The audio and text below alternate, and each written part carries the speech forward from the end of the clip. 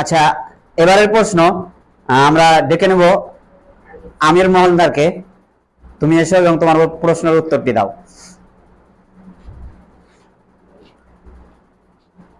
তোমার প্রশ্নটি হলো যে কোন সূরাতে ডাবল বিসমিল্লাহ আছে?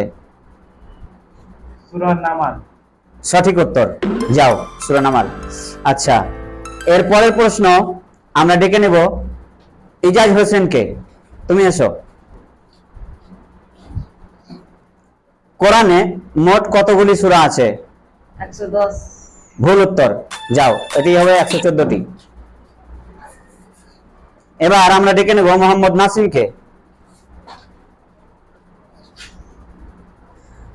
তোমার প্রশ্নটি হলো কোন সূরার শুরুতে বিসমিল্লাহ পড়া নিষেধ?